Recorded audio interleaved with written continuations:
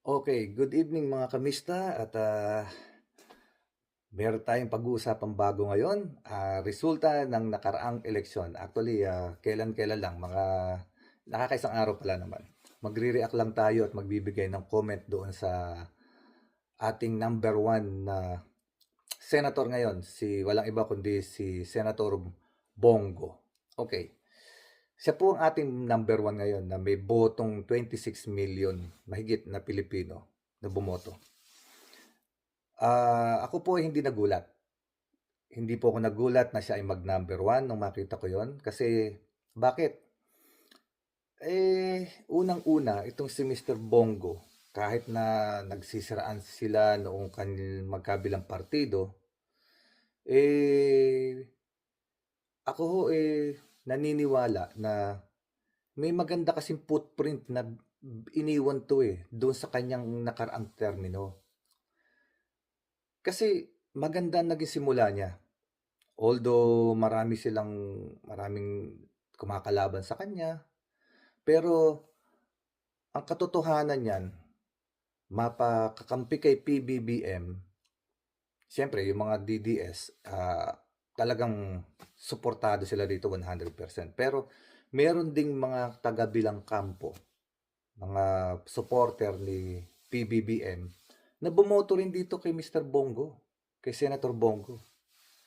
At nakakasiguro din ako na yung Pinklawan, Dilawan, meron din dong bumoto kay Mr. Bongo. Bakit? Yung po sinasabi ko po kasing footprint na napakaganda na ginawa ni Bongo ay itong malasakit. Itong malasakit na sa simulat sa poll nagbigay ng magandang impression sa mga Pilipino, lalong-lalo na sa mga mahihirap.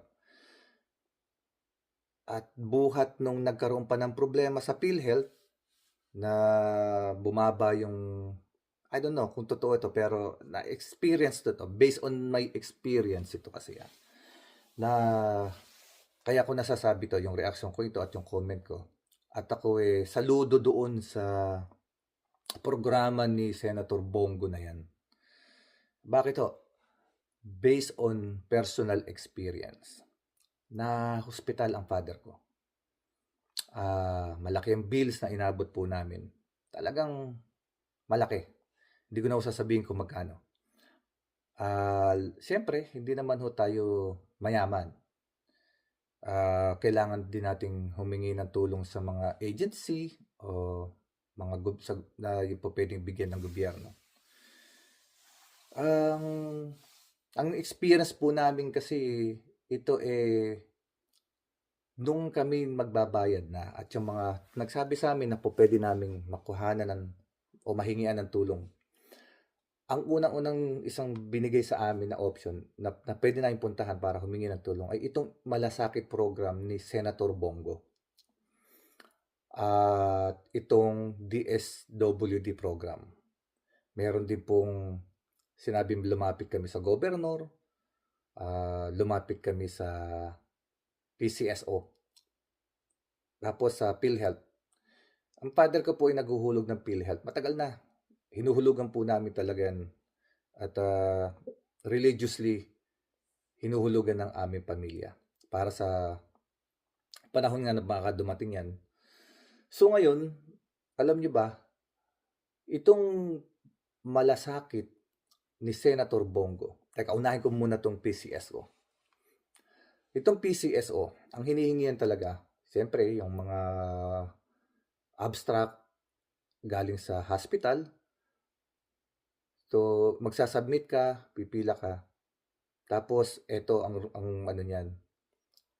Yung kanilang ibibigay na tulong sa'yo, maximum is 50,000. This is based on my experience ha. Experience namin to. Ewan ko sa inyo dyan kung meron nakakuha ng mga 100,000 o mahigit sa 50,000 piso, ganyan-ganyan. Nag-submit kami. Pero, alam nyo ba nangyari? Palabas na kami ng ospital, hindi pa lumalabas yung sa PCSO. Ang kailangan daw,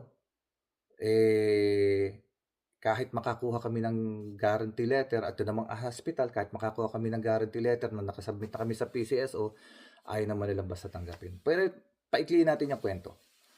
Sa madalit salita, nakalabas po kami ng ospital na hindi namin nagamit ang PCSO kasi lumabas po yung kanilang approval after 3 months o mag-iisang buwan. Nakalabas na po kami na mahigit 2 weeks bago lumabas po yung kanilang approval para doon sa bibigay namin ngayon. Pero ito masaklap nun. Yung pong na-approve na 50,000 sa amin, hindi namin alam kung saan napunta yun. Ayaw naman ho ibigay sa amin kasi raw wala na sa ospital yung father ko. Hindi ako magsasabi, ayoko magsalita kung ano pa man, basta bahala na sila kung saan nila dila yun kasi approved na yun eh, may pera na yun, may budget na yun. Hindi ko alam kung paano ginagawa nila ron ha. Kung yun ba binabalik sa pondo or ewan natin, hindi natin alam. Pero yun ang experience ko sa PCSO. Dumako tayo sa DSWD. DSWD, nagbigay po sila sa amin ng malaking halaga. Kasi binase po nila yung kanilang bibigay na tulong sa inyo base doon sa kung magkano yung amount na bills ninyo. Pero malaki po ang binigay sa amin ng DSWD at napakabait po ng kanilang mga tao, mga staff. Napakababait po. Sana po ituloy-tuloy na DSWD yung tulong na ibinibigay nilang yan sa mga lumalapit sa kanila. At take note, 1 day lamang po makukuha ninyo ang guarantee letter. Pumila ang kapatid ko ng umaga, hapon, tapos na. Pumunta na tayo ngayon kay Mr. Bongo, yung tinatawag niyang malasakit program. Alam niyo po ba, isa rin sa pinakamaganda na binigay sa amin ng opisina ni Senator Bongo ng malasakit, 3 araw lang. Nakuha namin yung guarantee. Pinorward mismo sa hospital. Hindi ko na po sasabihin ang amount pero malaki rin po. Kumpara sa PCSO na 50 mil lang ang binibigay pero late pa ibinibigay. Tapos pag wala na yung pasyente mo sa ospital, hindi na nila ibibigay sa'yo. Hindi ko alam kung saan nila dinala na yun. Pero anyway, yan po ang footprint ni Mr. Bongo. Nag-iwan po yan ng malaking footprint at impression sa mga tao. Kasi kahit mahirap, mayaman, pag lumapit ka sa opisina nila, nagbibigay talaga sila ng tulong. At mabilis. 3 days, tapos agad. Mabilis po talaga. So, iyan po ang dahilan kung bakit ko nasabi, kaya nag-number 1 si Senator Bongo ay dahil po sa programang yan na sinalun nila. Kasi nawala ang PhilHealth eh. Ano ba binigay ng PhilHealth? Kami nga, binigay ng PhilHealth lang sa amin, 19,000 eh. O 17,000 yata. Basta 17,000 o 19,000 na tulong. Samantalang tagal na namin naguhulog. Ang bill namin sabihin na natin nasa 1M. Hindi ko na sabihin yung exact. Tapos yun lang ibibigay sa'yo. Di syempre, yung footprint, yung impression sa opisina ni Senator Bongo, napakaganda. Kaya po kahit na maka-PBBM, boboto yan para kay Senator Bongo. Kahit na pinklawan, dilawan, boboto yan kay Senator Bongo. Kasi may magandang project Yun ang sinasabi ko. Kung ang mga senador ay mayroong project na maganda na magbibigay ng impression sa taong bayan, na magbibigay talaga ng magandang tulong sa mga mamamayan, hindi ko yan makakalimutan. Kahit na, biruin mo DDS si Bongo, pero nakakakuha ng boto sa PBBM at saka sa Pinklawan at Dilawan.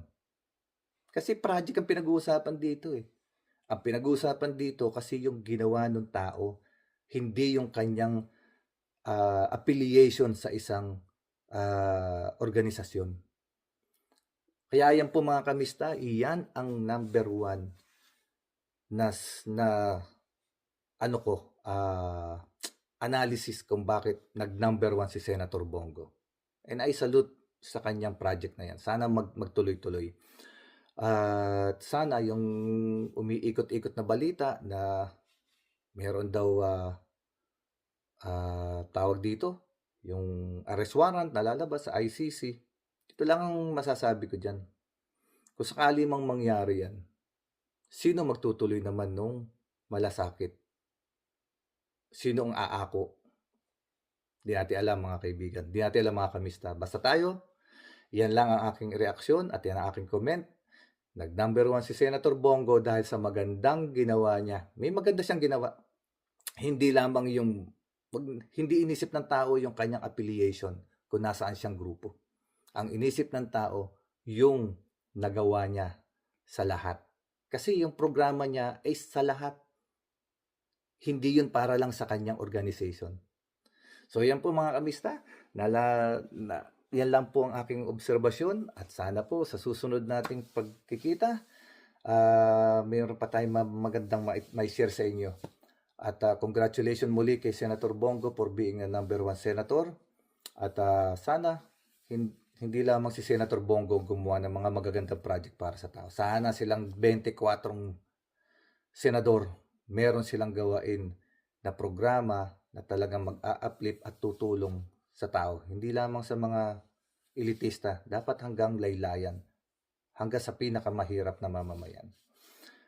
So mga kamista, hanggang dito na lamang at kung nagustuhan po niyo itong ating kapirasong kwentuhan, paki-like and subscribe naman po para masaya-saya kwentuhan natin. Para na tayo, na-inspired tayo magkwento. Okay, good night po mga kamista, gabi na rito sa akin, matutulog na rin ako. Katatapos ko lang gumawa ng isang video, ito yung aking video ngayon, pangalawang video ko. So, I hope magustuhan ninyo. Peace. Kamusta na lang po sa kanilang lahat. Assalamualaikum sa mga kapatid nating Muslim. And peace sa ating lahat ng mga kaibigan. Salamat mga kamista. Good night.